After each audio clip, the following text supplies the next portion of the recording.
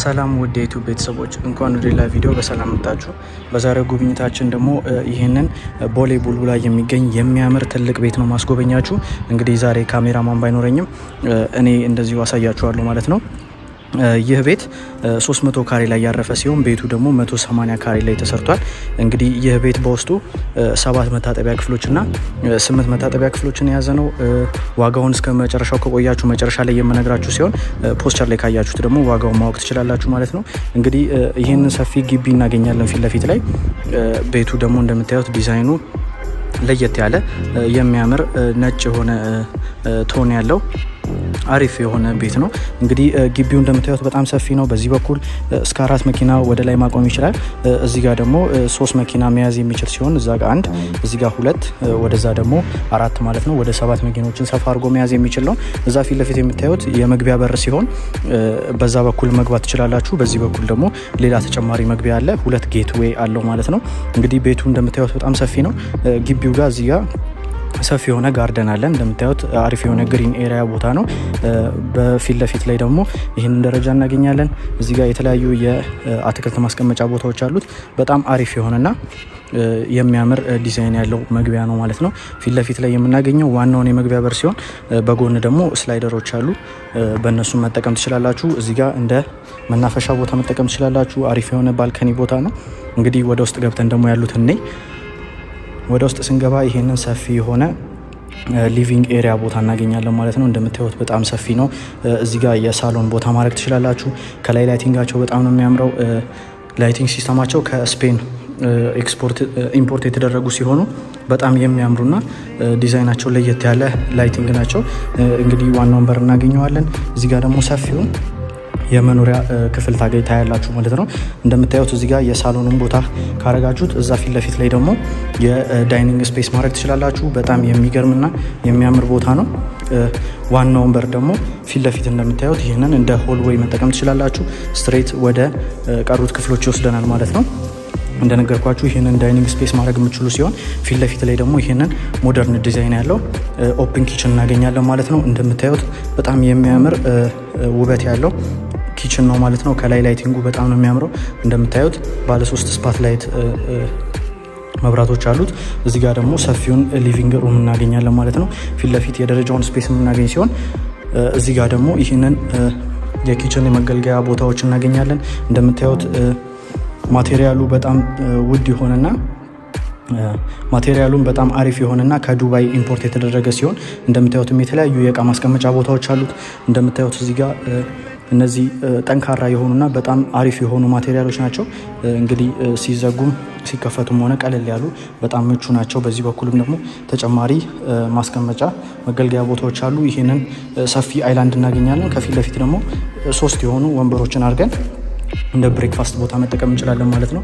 ከላይም ተጨማሪ የእቃ ማስቀመጫ ቦታዎች አሉት። እዛ ጋር አሪፍ የተፈጥሮ ብርሃን ይገባልና ፊት ለፊት ላይ ደግሞ ይሄንን መስታወት ስታይል የተጠቀመ የእቃ ማስቀመጫ ቦታ አለ ማለት ነው። ኪችኑ እንግዲህ እንደወደዳችሁት እርግጠኛ ነኝ።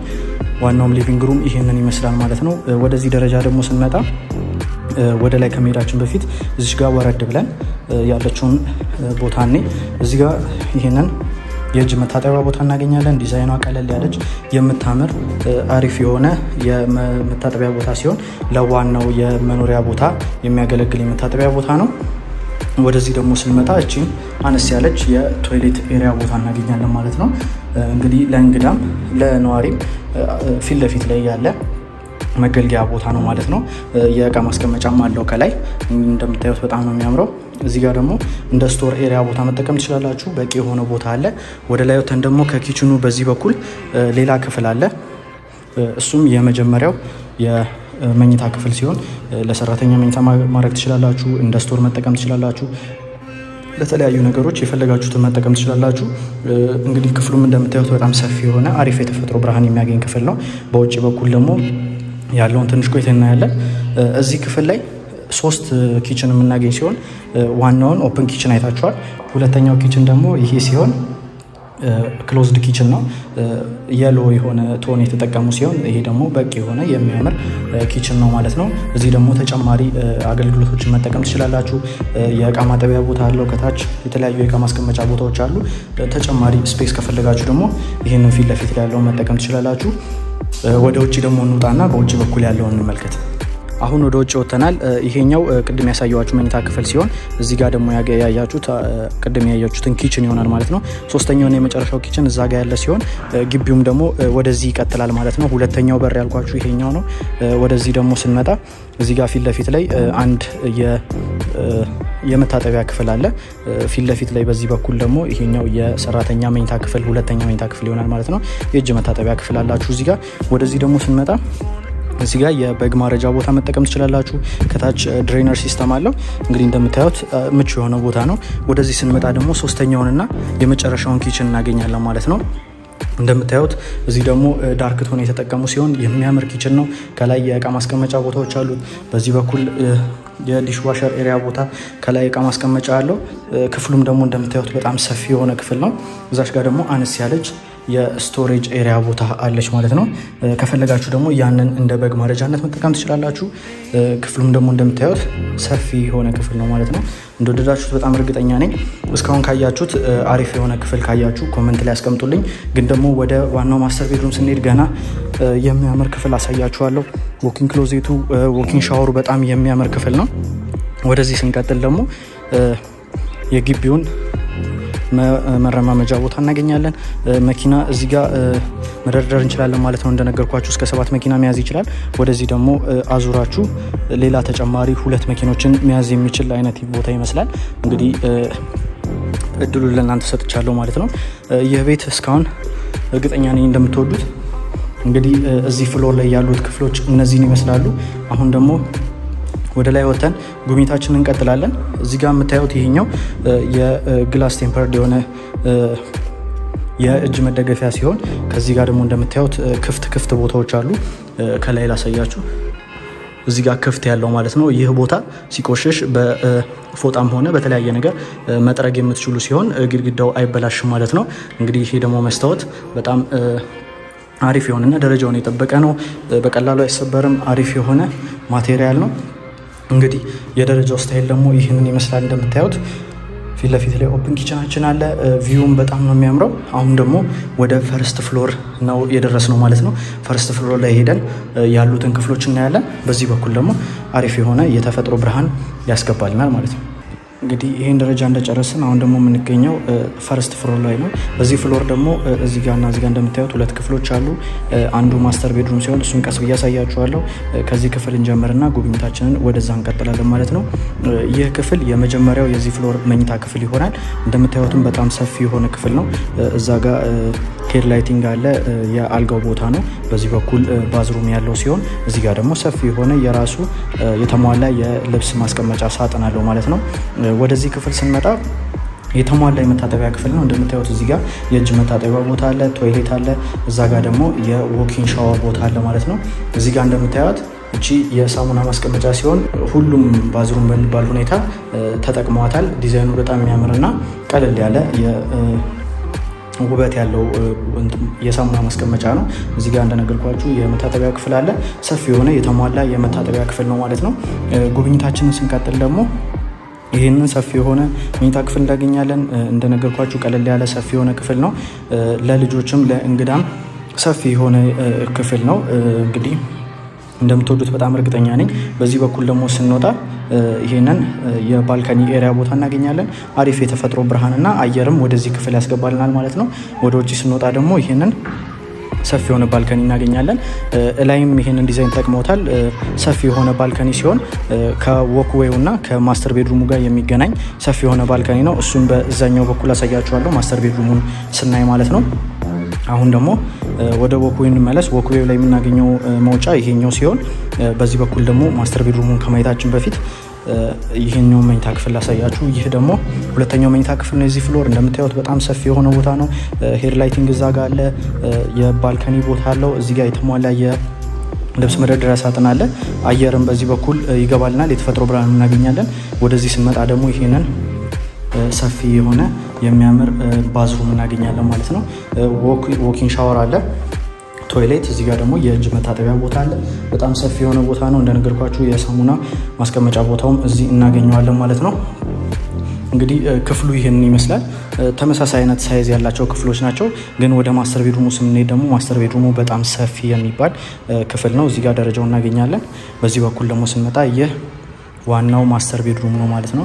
እንደምታዩት በጣም ሰፊ የሆነ ክፍል ነው። በጣም የሚያምር ነው። ላይቲንጉ በጣም ያምራል። ሄድ ላይቲንጉም እንደዛው እንደምታዩት ሰፊ የሆነ የአልጋ ማስቀመጫ ቦታ አለ። በዚህ በኩል የራሱ ባልከኒ ቦታ አለው። ቅድም ከነገርኳችሁ ጋር የሚገናኝ ሰፊ የሆነ ባልከኒ አለው ማለት ነው እንደምታዩት። በዚህ በኩል ደግሞ ስንወጣ ቅድም ያያችሁትን የጋርደን ኤሪያ ቦታ የመግቢያውን ቦታ ታገኛላችሁ ማለት ነው። እዚህ ጋር እንግዲህ እንደምታዩት ማስተር ቤድሩሙ ነው ማለት ነው። ማስተር ቤድሩሙ እዛ ጋር 2 ክፍሎች አሉት፣ እሱ እናያለን። እንደምታዩት በጣም ሰፊ የሆነ የሚያምር ማስተር ቤድሩም ነው። እዚህ ጋር የቲቪውን ቦታ አድርጋችሁ ትንሽ የመቀመጫ ቦታዎችን እዚህ ጋር ማድረግ ትችላላችሁ። እንደ መጽሐፍ ማንበቢያ ቦታ እንደፈለጋችሁ መጠቀም ትችላላችሁ። አሁን ደግሞ ፊት ለፊት እንሂድና ዎኪንግ ክሎዜት እና ዎኪንግ ባዝሩሙ ምን እንደሚመስል እናያለን ማለት ነው። እንግዲህ ዎኪንግ ክሎዜቱ ይህንን ይመስላል። በጣም ሰፊ የሆነ የሚያምር ዎኪንግ ክሎዜት ነው። እንደምታዩት ሰፊ የሆነ የተለያዩ የእቃ ማስቀመጫ ቦታዎች አሉት። እንግዲህ እዚህ ጋር የመስታወት ዲዛይን ያለው ሄንገሮች አሉ በሁለቱም ሳይድ ማለት ነው። እዚህ ጋር የተለያዩ እቃ ማስቀመጥ ትችላላችሁ። እዚህ ጋር ጃኬቶቻችሁ መደርደር ትችላላችሁ። እንግዲህ ከላይም የተለያዩ የእቃ ማስቀመጫ ቦታዎች አሉ። እዚህ ጋር ሂዝ ሳይድ እና በዚህ በኩል ደግሞ ሄር ሳይድ ማድረግ ትችላላችሁ። እዛ ፊት ለፊት ደግሞ የምታዩት ተጨማሪ የእቃ ማስቀመጫ ቦታ ሲሆን እዚህ ጋር የምታዩት እቺ የሜካፕ ኤሪያ ቦታ ይሆናል ማለት ነው። ከላይ መስታወት አለ፣ ከስር ደግሞ የመቀመጫ ቦታ አድርጋችሁ በዚህ በኩል ደግሞ ተጨማሪ የእቃ ማስቀመጫ ቦታ አለ። በዚህ በኩል አሪፍ የሆነ የተፈጥሮ ብርሃን ለዚህ ክፍል ይገባል። ጨለማ አይሆንም ማለት ነው ክፍሉ።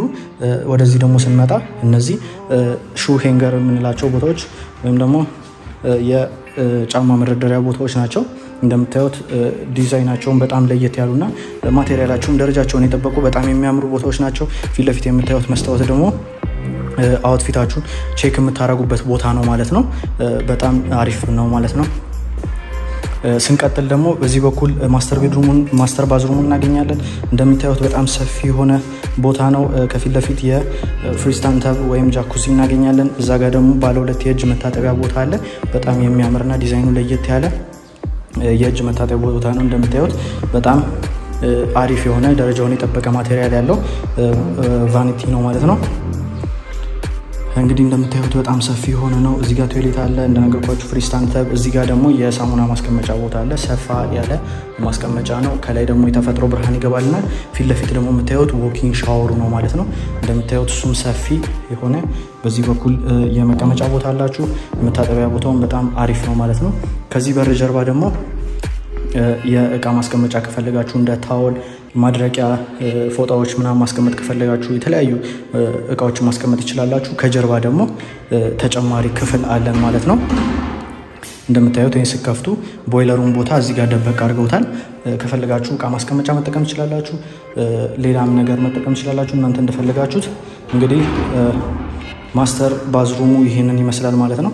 እንደወደዳችሁት በጣም እርግጠኛ ነኝ። ሀሳባችሁን ኮሜንት ላይ አስቀምጡልኝ።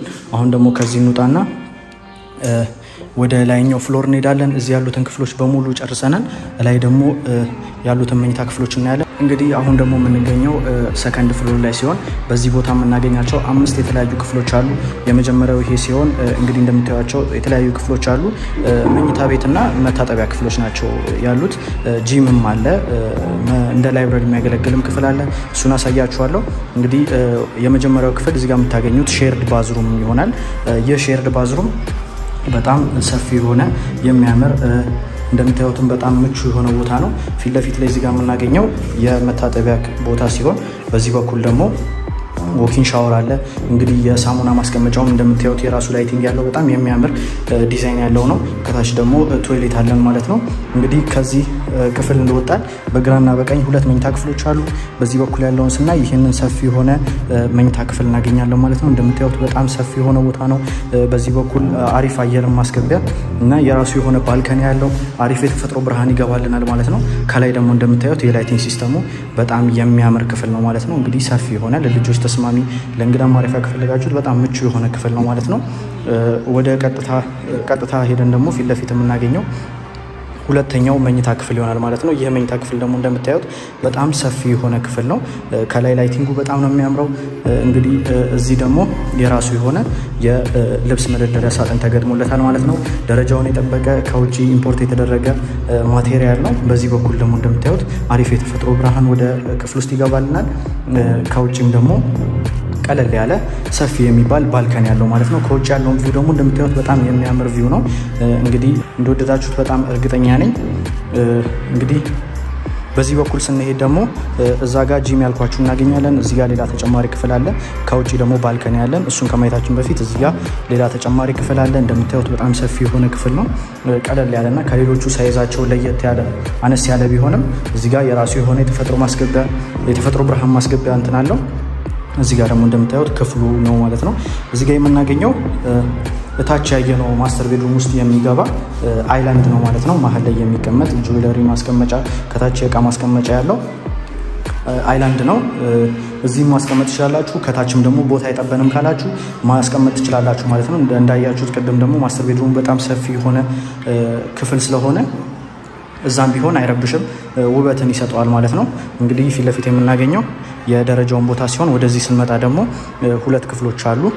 እነዚህ ክፍሎች በዚህ ባልከኒ ቀጥታ የሚገናኙ ሲሆን እሱን አሳያችኋለሁ። ወደዚህ ክፍል ንግባና ደግሞ ጉብኝታችንን እንቀጥል። ይህ ክፍል እንደምታዩት በጣም ሰፊ የሆነ ክፍል ነው።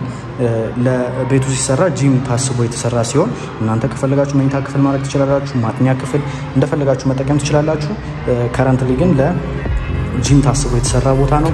እንደምታዩት ላይቲንግ ሲስተሙ በጣም የሚያምር ነው። ከታች ፍሎሪንጉ እንደምታዩት በጣም አሪፍ የሆነ ክፍል ነው። ስፋቱም ደግሞ እንደምታዩት በጣም በቂ የሚባል ነው። በዚህ በኩል ደግሞ ባልካኒውንና አሪፍ የተፈጥሮ ብርሃን የሚያስገባልን መስታወት እናገኛለን።